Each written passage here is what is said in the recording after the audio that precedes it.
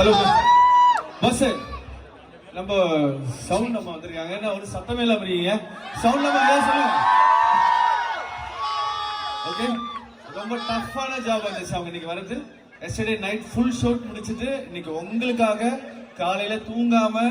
ஒரே straight flight எடுத்து Abu Dhabi போய் அபுதாபில இருந்து இங்க ஓடி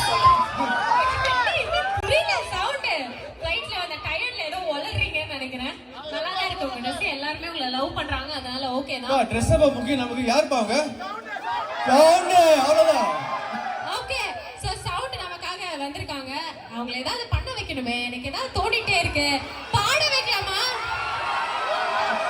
வேணாமா வேணாம் தலைகீழ நிக்கிறாரு வேணாம் அப்படி சரி ஓகே அப்ப ஆட வைக்கலாமா